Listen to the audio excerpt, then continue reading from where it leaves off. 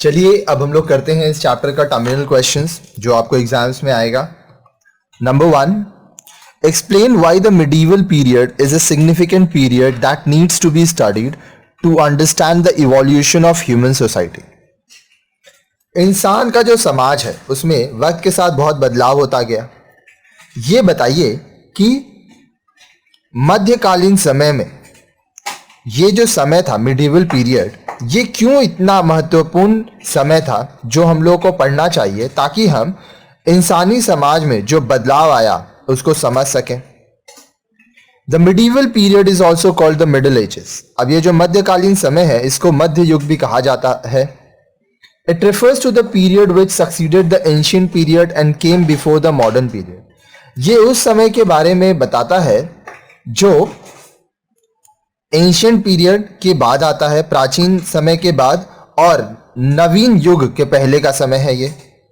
Still medieval period constitutes an important stage in the evolution of human society that needs to be studied for its own interest। अब ancient period के बाद जो medieval period आया उसमें बहुत सारे ऐसे महत्वपूर्ण पड़ाव थे जिसमें इंसान का जो समाज है जिसमें आज हम लोग रहते हैं उसमें कई बदलाव आए, इसलिए यह पढ़ना बहुत जरूरी है। The terms Middle Ages was coined by Europeans in the 17th century because they saw it was a long and dark period of interruption between the classical period of ancient Greek and Roman civilization and their own modern age। अब ये जो term है middle ages, ये term कौन दिया था? Europeans. कब दिए थे? 17th सेंचुरी में। क्यों? क्योंकि वो लोग देखे थे कि एक बहुत ही लंबा समय था classical period of ancient Greek और रोमन सिविलाइजेशन और उनके अपने मॉडर्न एज के बीच में। However, the medieval period was not a dark period or an interruption all over the world। अब ये जो मिडिवल पीरियड है ये दुनिया के हर एक जगह पर एक इंटरप्शन के रूप में या डार्क पीरियड के रूप में नहीं था। यूरोप में इस समय पे बहुत ही नुकसान हुआ था, लेकिन दूसरे जगह पर बहुत फायदे भी हुए थे। For the Islamic world it was a period when a civilisation took birth, flowered and reach the height of its glory. अगर इस्लामी दुनिया के हिसाब से देखें तो यह एक ऐसा समय था जब उनकी सभ्यता बहुत उच्च शिखर तक पहुंची। एक नई सभ्यता जिसका नाम हुआ इस्लाम, उसका जन्म हुआ, वह फला फूला। In India the medieval period was an age of synthesis. अब भारत में यह जो मध्यकालीन युग था यह एक ऐसा समय था जहां पे बहुत सारी संस्कृतियां एक दूसरे से मिली। It show a fusion of old and new political, economic and social system. अब इसमें यह देखा गया कि पुराना और नया जो राजनीति का तरीका था, अर्थव्यवस्था, अर्थशास्त्र और समाज का जो समीकरण था उसमें मिलावट हुआ।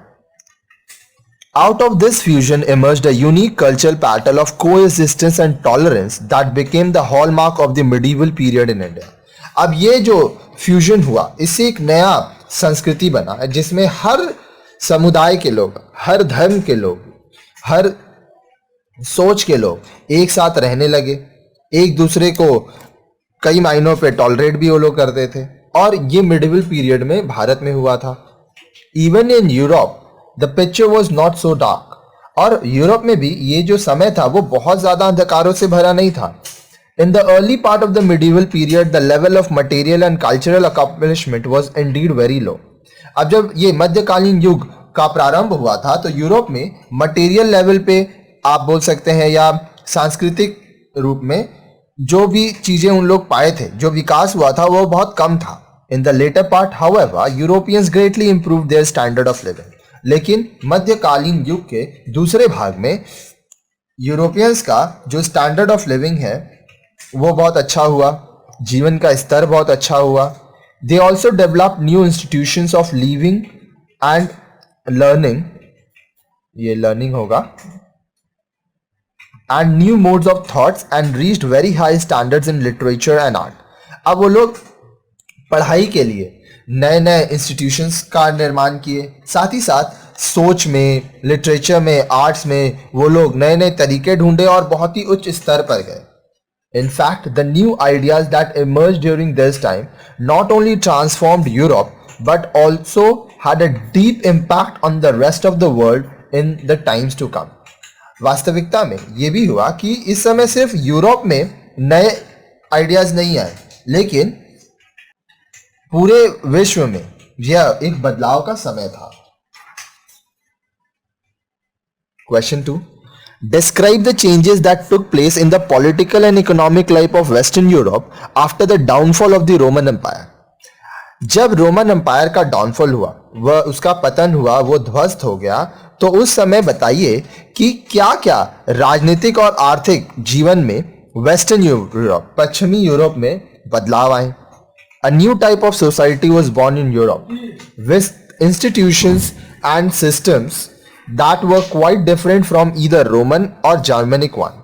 एक नया तरह का समाज का जन्म हुआ था यूरोप में, जिसमें जो इंस्टीट्यूशंस थे, जो तरीका था, वो रोमन तरीके और जर्मन तरीके से थोड़ा अलग था. The most important institution of this new society was feudalism. अब इस समाज का, जो ये नया समाज बना था, इसका जो सबसे महत्वपूर्ण इंस्टीट्यूशन था वो फ्यूडलिज्म था. Feudalism was a system of social, political and economic organization that came to characterize to medieval period of Europe. Feudalism एक तरीका बना जो सामाजिक, राजनीतिक और आर्थिक संगठन था, जो यूरोप का जो मध्यकालीन समय है उसके बारे में बताता है. Examine the main feature of medieval Indian economy. अब देखिए, मेडिवल इंडियन इकोनॉमी, मध्यकालीन युग में भारतीय अर्थशास्त्र, अर्थव्यवस्था के विशेषताओं को बताने बोल रहे हैं यहाँ पे. Trade and commerce saw a revival during this time. अब देखिए, व्यापार जो था इस समय पे वो अच्छा हो रहा था, वो ठीक हो रहा था. Urban centres also flourished after a considerable period of decline. अब जो अर्बन सेंटर्स थे वो भी बहुत ही फल फूल रहे थे. बहुत ही ज़्यादा पतन के बाद, बहुत पहले पतन हो रहा था, वो बर्बाद हो रहा था, उसके बाद अर्बन सेंटर्स अब अच्छे होने लगे, अच्छे से विकास होने लगा, अच्छे से काम होने लगा. Inland trade increased in the 13th and 14th century as a result of this new urbanization. अब इनलैंड ट्रेड चालू हुआ, व्यापार चालू हुआ, वो जो कि बहुत बढ़ा, फला फूला 13वें और 14वें सेंचुरी में. ठीक है, किसके वजह से? ये जो नया अर्बनाइजेशन आया था. A vast network of roads connecting these urban centers came up, which also facilitated trade. एक बहुत ही बड़ा नेटवर्क बना रोड्स का, रास्तों का, जिससे नए नए अर्बन सेंटर्स आए और इससे जो व्यापार है उसको आराम मिला और व्यापार में भी विकास हुआ. There were a large number of trading classes and commercial practices were of high standard and integrity. अब बहुत बड़े मात्रा में व्यापारी होने लगे, व्यापार होने लगा, और जो व्यापार होता था वो सब एक साथ मिलके करते थे और स्टैंडर्ड बहुत अच्छा था. The Seths, Bohras and Modis were engaged in long distance trade. अब देखिए, जो सेठ थे, बोहरा थे, मोदीज थे, वो दूर दूर तक व्यापार करते थे. While व्यापारीज और बनिक्स dealt in local and retail trade. अब जो व्यापारी थे, जो बानिक थे, वो लोग लोकल लेवल पे बिजनेस करते थे, व्यापार करते थे. The Banjaras were a special class of traders who carried bulk goods, especially foodstuffs. अब बंजारा थे, वो एक स्पेशल तरीके के व्यापारी थे जो भारी भारी सामान इधर से उधर ले जाते थे, खासकर खाने का सामान. The Sarafs or Shroffs were money changers who issued hundis or bills of exchange. अब जो सराफ थे या श्रॉफ्स आप कह सकते हैं, वो लोग क्या थे? मनी चेंजर्स थे. वो लोग हुंडी देते थे, बिल्स ऑफ एक्सचेंज देते थे. The hundi was a letter of credit that could be paid at a later date. अब देखिए, हुंडी क्या था? आप किसी को जब उधार देते थे वो लोग, तो एक लेटर ऑफ क्रेडिट रहता था. हुंडी में लिखा रहता था कि कितना रुपया कब देना है और कहाँ मिलेगा. This facilitated the movement of goods from one part of the country to another, as it made the transaction of money over a long distance remarkably easy. अब इससे क्या हुआ? देश के एक कोने से दूसरे कोने तक आप सामान को ले जा सकते थे, क्योंकि जो पैसे का लेन देन था वह बहुत ही आसान हो गया था. अब आगे देखिए, What are the main teachings of Islam? Discuss in about 100 words. अब इस्लाम आपको क्या चीज सिखाता है? 100 शब्दों में बताइए. Islamic faith has simple doctrines. अब जो लोग इस्लाम मानते हैं वो लोग बहुत ही साधारण इस्लाम का सिद्धांत है उनको मानते हैं। The word Islam means submission and adherence to the faith meant absolute submission to God. अब देखिए, जो शब्द इस्लाम है वह यह बताता है कि आप भगवान पे विश्वास करिए, ठीक है, और अपना पूरा जीवन आप पूरा प्रभु के मतलब अल्लाह के, क्योंकि वहां पे भगवान को अल्लाह नाम से जाना जाता है, उनका पालन कीजिए। The followers of this faith are known as Muslims. अब जो लोग इस्लाम धर्म मानते हैं उन्हें मुस्लिम कहा जाता है। अब देखिए इसके क्या क्या मेन टीचिंग्स है वो देख रहे हैं। Islam teaches that there is only one God. इस्लाम यह बताता है कि सिर्फ एक ही भगवान है इस दुनिया में, और वो लोग अल्लाह कहते हैं अपने भगवान को। Mohammed is believed by Muslim to be the last and greatest prophet of God. Muslim ये मानते हैं कि मोहम्मद जो थे वह आखिरी और सबसे महान पैगंबर थे भगवान के। Muslims believe in the day of judgment when the pious would be granted eternal life in paradise and the wicked would be damned to eternal fire and torture. मुस्लिम यह मानते हैं कि कयामत का दिन आएगा, उस दिन जो पवित्र लोग हैं उनको स्वर्ग में जगह मिलेगी, उन्हें जन्नत नसीब होगी, और जो बुरे लोग हैं उन्हें दोजत नसीब होगा, उन्हें आग में जलाया जाएगा और उन्हें पनिशमेंट दिया जाएगा, टॉर्चर किया जाएगा। To lead a pious life, one could take practical step led out in the Quran, which is the holy book of the Muslim. अगर आपको एक पवित्र जीवन जीना है तो कुरान में जो चीज लिखा गया है आप उसको मानिए और कुरान के अनुसार अपने जीवन को जिए। कुरान क्या है? यह मुस्लिम धर्म में एक पवित्र किताब है। It is a compilation of the revelations that Muhammad was believed to have received from God. Quran में मोहम्मद जी द्वारा जो भगवान मोहम्मद जी द्वारा अपने फॉलोअर्स को, अपने भक्तों को बताना चाहते थे कि कैसे उन्हें जीवन जीना है, क्या करना है, यह सब चीज कुरान में लिखा हुआ है। These steps include dedication to life of mortality and compassion, adherence to some set religious observance like prayer and fast as stipulated times, pilgrimage to Makkah and frequent recitation of parts of the Quran. अब कुरान में यह चीज लिखा हुआ है कि हम लोग को ईमानदार होना चाहिए, हम लोगों को लोगों के प्रति दया दृष्टि रखनी चाहिए। अब उनका जो धर्म का नियम है वो करना चाहिए, दिन में 5 बार नमाज अदा करना चाहिए, जब रोज़ा का समय आए, जब व्रत रखना हो तो व्रत रखना चाहिए, जीवन में जब मुमकिन हो तो मक्का मदीना जाना चाहिए। उसके बाद दिन भर जब जब रहे समय तब कुरान में जो सूरा लिखा है उसका रिसिटेशन मतलब उसका जाप करना चाहिए। In Islam there are no intermediaries between the individual and God. Instead of priests, there are only religious scholars who can comment on the religion and religious laws. Islam also preaches equality of all.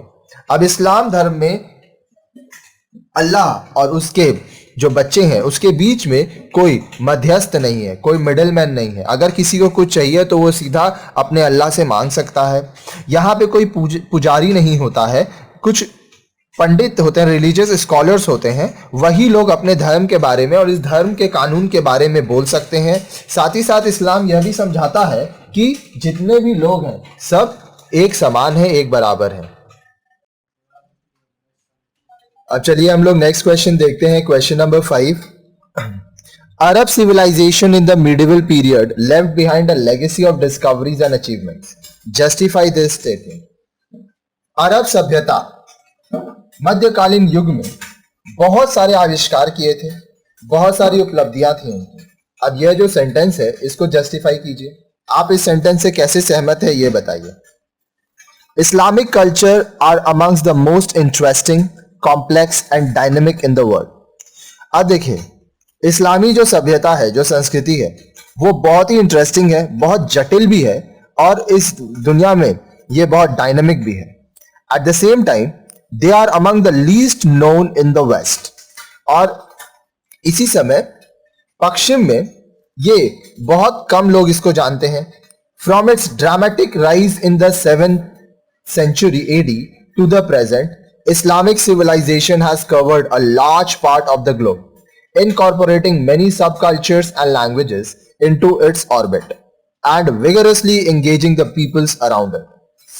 अब देखिए 7th century AD से अभी तक Islamic जो civilisation है, Islamic सभ्यता, ये बहुत विकास हुआ इसमें, और इस दुनिया के, इस पूरे धरती के बहुत बड़े हिस्से में इस्लाम धर्म माना गया। अब इसमें बहुत सारे और भी संस्कृति को इकट्ठा किया गया, बहुत सारी भाषाएं आई इसके अंतर्गत, और जो लोग इस्लाम धर्म मानते वो इसमें जुड़ते गए। Medicines was a central part of medieval Islamic culture. मध्यकालीन इस्लामिक संस्कृति में दवाइयां ये बहुत महत्व दी। Diseases and health were of importance to rich and poor alike, as indeed they are in every civilization.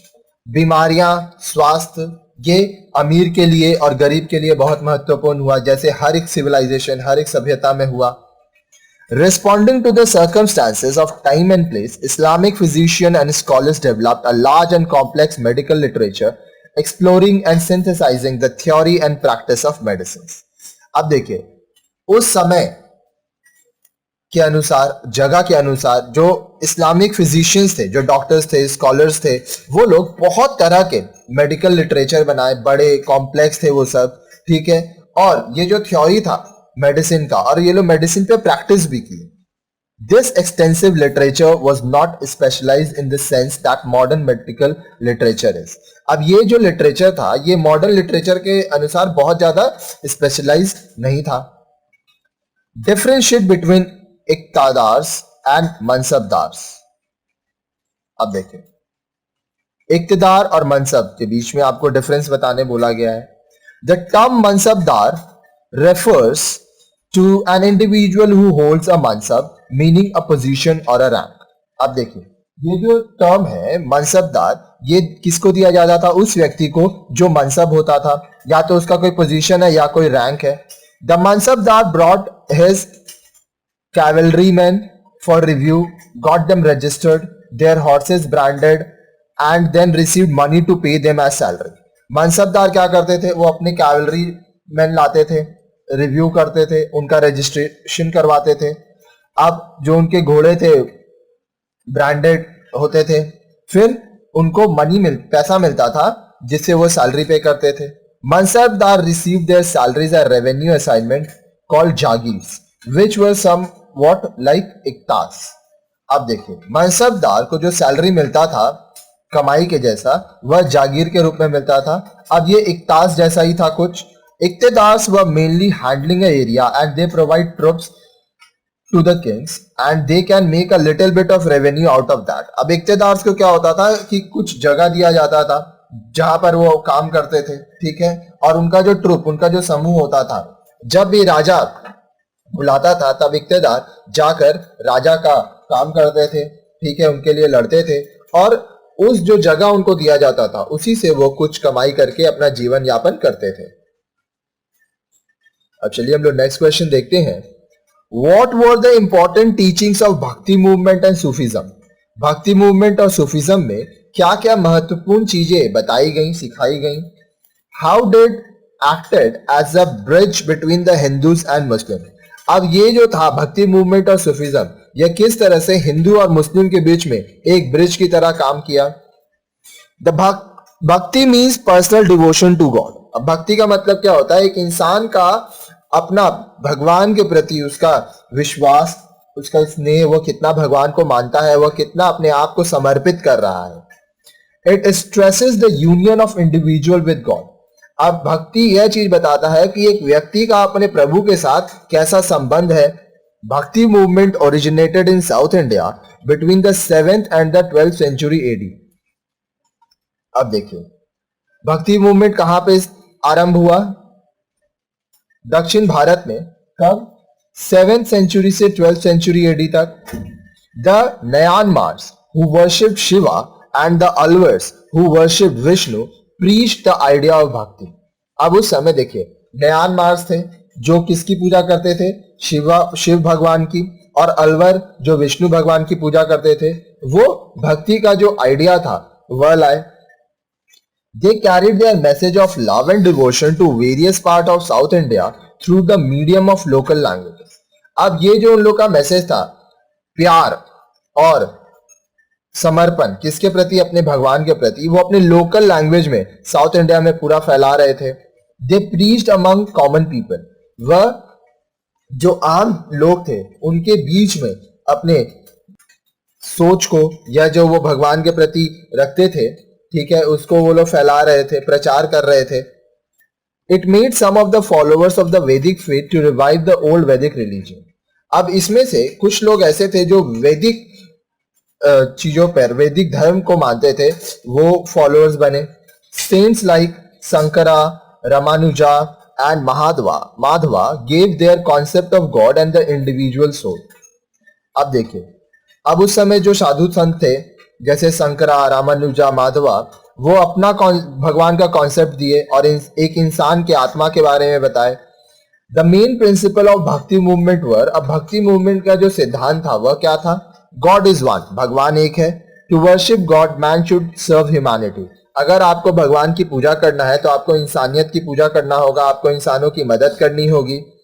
All man are equal, जितने भी लोग हैं सब एक समान है. Worshipping God with devotion is better than performing religious ceremonies and going on pilgrimage. अगर आप भगवान की पूजा करना चाहते हैं तो डिवोशन करिए, ठीक है, आप अच्छे से इंसानियत की रक्षा करिए. ये अगर आप करते हैं तो ये काफी है, ठीक है. आप भक्ति भाव रखिए, आपको कोई धार्मिक कार्य करना या मंदिरों में जाने की जरूरत नहीं है. इससे अच्छा है कि आप अपने मन में भक्ति भाव रखिए, सबके प्रति प्यार रखिए. And caste distinction and superstitious practice are to be given up. अब वह यह चीज पे भी जोर देता था भक्ति मूवमेंट कि जाति जो प्रथा है उसको छोड़ा जाए और जो अंधविश्वास की प्रथा है उसको छोड़ा जाए.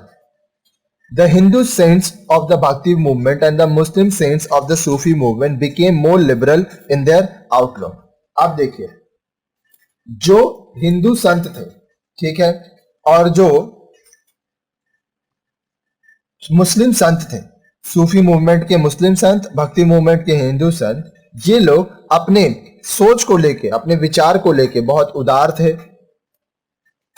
दे wanted to get rid of the evils which had crept into their religions.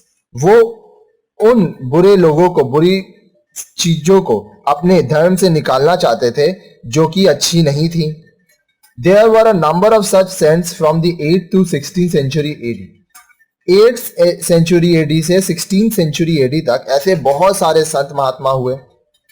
The Sufi message is the answer to the cry of humanity today, for it is an agreement with science and it stands in defense of all religions.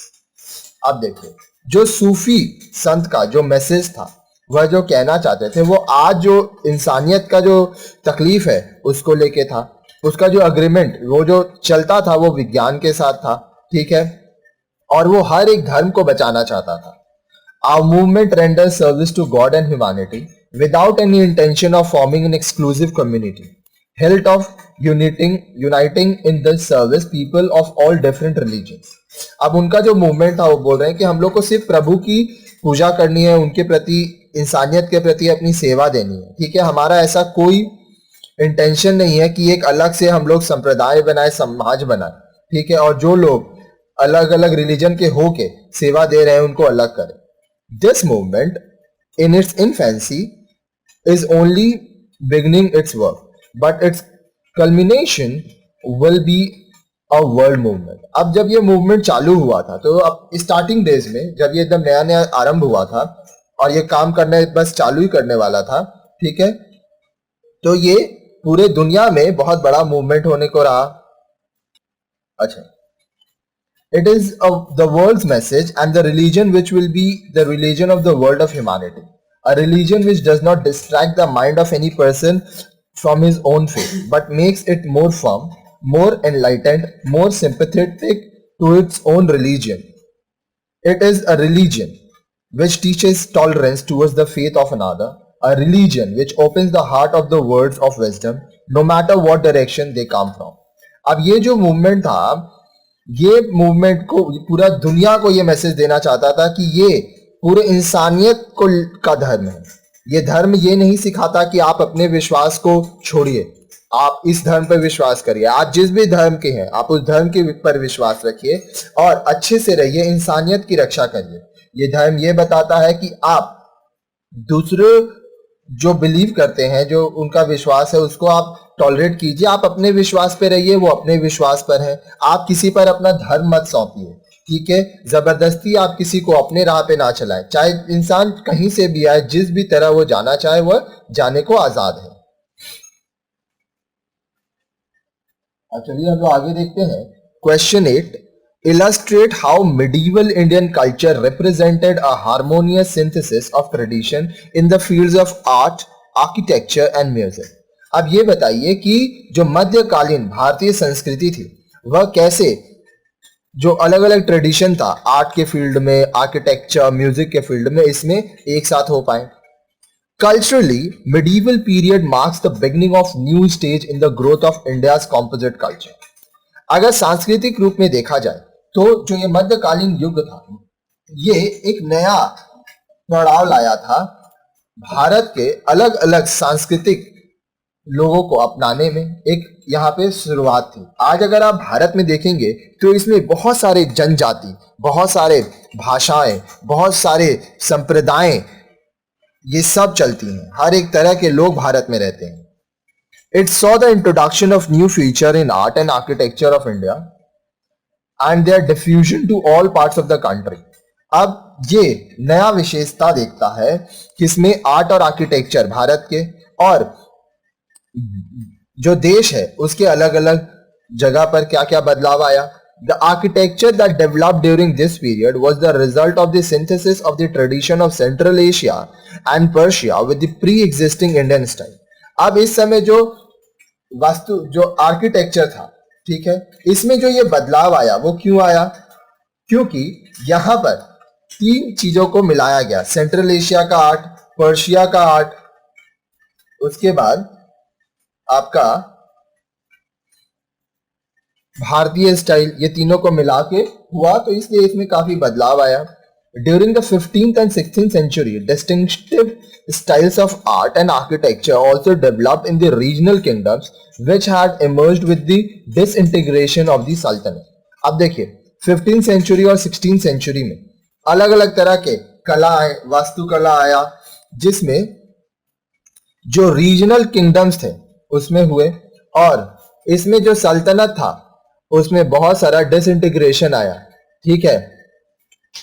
During this time, notable advances were made in the development of languages and literature। अब इस समय पे ये देखा गया कि भाषा के क्षेत्र में, लिटरेचर के क्षेत्र में बहुत सारा विकास हुआ। Two new languages, Arabic and Persian, became a part of India's linguistic heritage। अब भारत के भाषा में दो नया भाषा का समीकरण हुआ, एक हुआ अरबिक, फिर हुआ पर्शियन, ये भी भारत में जुड़ गए। Historical writings for the first time became an important component of Indian literature। अब इंडियन लिटरेचर जो था उसमें इतिहास के बारे में लिखना यह पहला बार हुआ। Under the influence of Persian, new forms of literature such as the ghazals were introduced। अब पर्शियंस जो थे उनके वजह से एक नया तरह का लेखन कौशल हुआ, लिटरेचर हुआ, जिसको गजल कहा गया, ठीक है। आज भी अगर आप संगीत के या गजल के फैन है तो आप सुन सकते हैं। आप अगर कंप्यूटर में सर्च करेंगे गजल या मोबाइल में गजल सर्च करेंगे तो आपको बहुत सारे गजल्स मिलेंगे जो कि बहुत ही अच्छे लगते हैं सुनने में। The period saw two great religious movement. अब ये जो समय है इसमें दो महान रिलीजियस मूवमेंट हुए थे। एक हुआ था भक्ति मूवमेंट।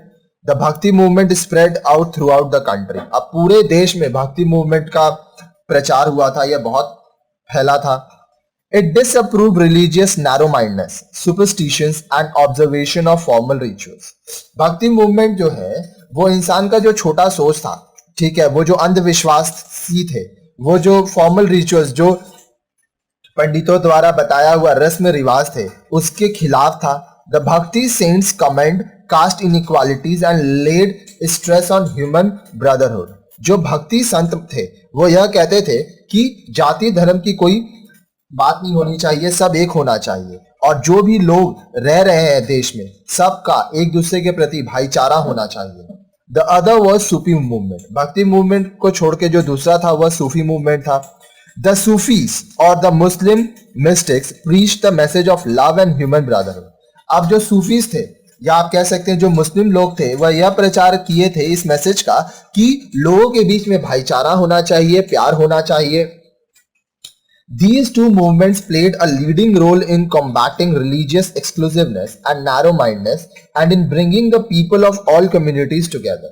अब ये जो दोनों मूवमेंट था ये एक बहुत ही महत्वपूर्ण इन लोगों का काम था ताकि जितने भी धर्म के लोग हैं सबको एक साथ लाया जा सके और जो नैरो माइंडनेस है इसको दूर किया जा सके.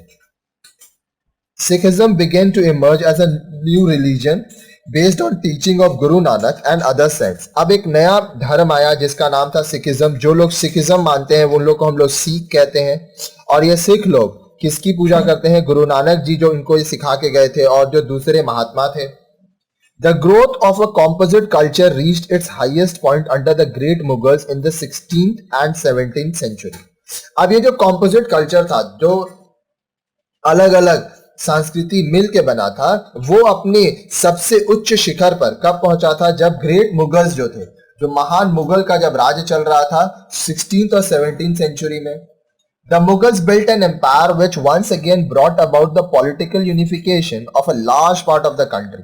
अब मुगल्स क्या किए थे? एक ऐसा साम्राज्य बनाए थे जिसमें जो राजनीतिक एकता थी वह फिर से देश के बहुत ही बड़े भाग में आया था. Akbar, the greatest Mughal emperor, followed the policy of सुलकुल peace with all. Akbar जो कि बहुत ही महान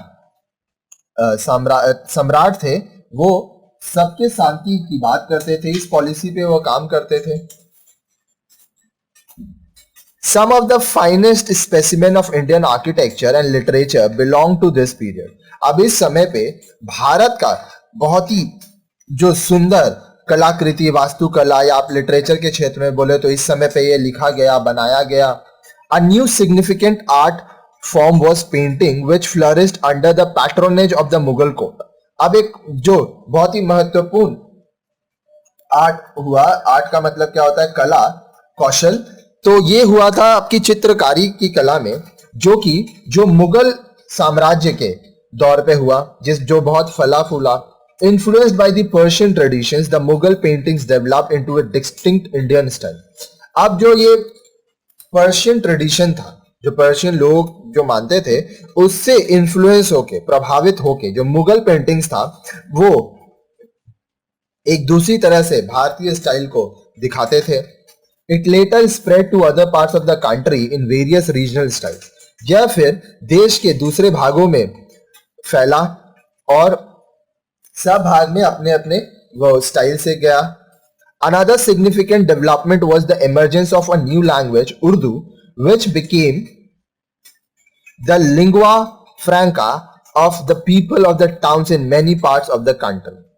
अब एक महत्वपूर्ण जो विकास था वो एक नए भाषा का था. एक नया भाषा आया उर्दू जो कि मुस्लिम लोग बोलते हैं और ये जो हुआ भाषा ये बहुत सारे कस्बों में, शहरों में, पूरे देश में बहुत इसका विकास हुआ. काफी लोग उर्दू बोलने लगे.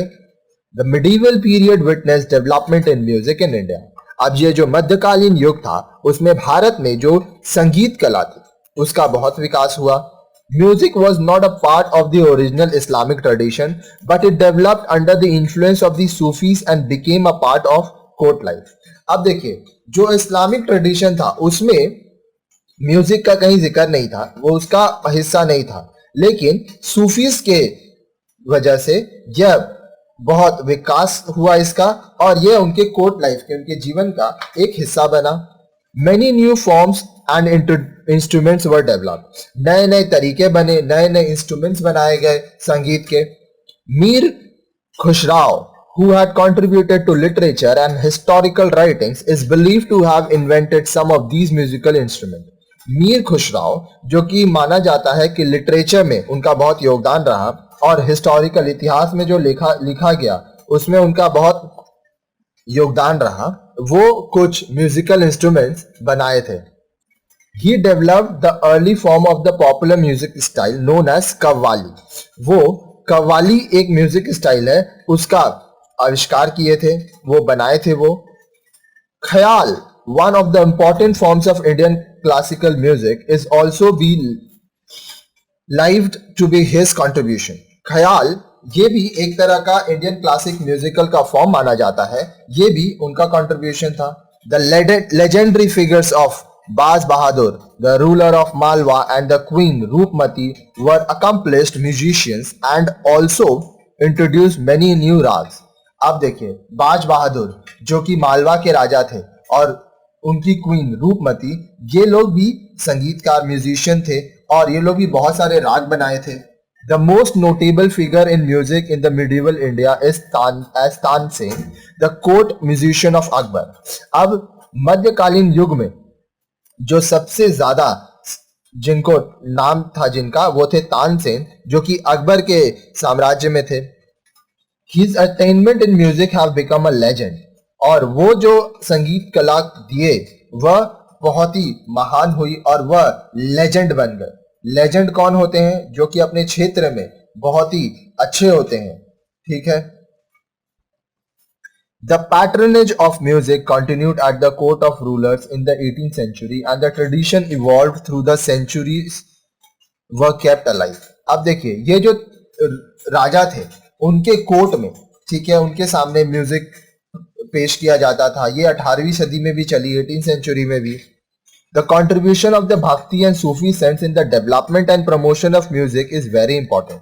अब देखिए, भक्ति संत और जो सूफी संत थे, इनका म्यूजिक के प्रति ये जो काम किए, वह जो विकास हुआ, जो प्रमोशन हुआ, उसमें भक्ति संत और सूफी संत का बहुत बड़ा योगदान रहा। The growth of Indian classical music has been a major force of India's cultural unit. अब इंडियन क्लासिकल यूनिट का जो विकास हुआ, वो भारत का जो सांस्कृतिक एकता हुआ उस पे बहुत जोर डाला। Apart from Hindu elements, some of the greatest master of music have been Muslims. अब सिर्फ हिंदू नहीं, बहुत सारे मुस्लिम भी बहुत महान म्यूजिशियंस थे। The Kitab-i-Norras, a collection of songs in praise of Hindu deities and Muslim saints, was written by a 17th century ruler Ibrahim Adil Shah II. अब ये जो यहाँ पे किताब बोल रहा है, द किताब-i-Norras, ये क्या है? एक बहुत सारे गाने हैं इसमें जो कि हिंदू देवी देवताओं के का गुणगान करते हैं और मुस्लिम संत का। ये कब लिखा गया? 17th सेंचुरी में। किससे? कौन लिखे थे? Ibrahim Adil Shah II। Both in vocal and instrumental music, two main classical styles involve, Hindustani and Carnatic. अब ये जो लिखा गया, इसको वोकल और इंस्ट्रूमेंटल म्यूजिक दोनों में बनाया गया, क्लासिकल स्टाइल में, हिंदुस्तानी स्टाइल और कर्नाटक स्टाइल में। Some of the greatest figures of Karnataka music were Purandaradasa, Tyagaraja, Muthuswami, Dikshitar and Shyamashastri. ठीक है, तो ये नाम है उन लोगों का जो कि बहुत ही फेमस कर्नाटक म्यूजिशियन थे। ठीक है, अभी देखिए इसके बाद और भी वीडियोस आएगा, इस चैप्टर का भी एक खत्म नहीं है, और भी क्वेश्चन आंसर से जो हम लोग करेंगे इसके नेक्स्ट वीडियो में, तो उसको भी आप जरूर पढ़िएगा।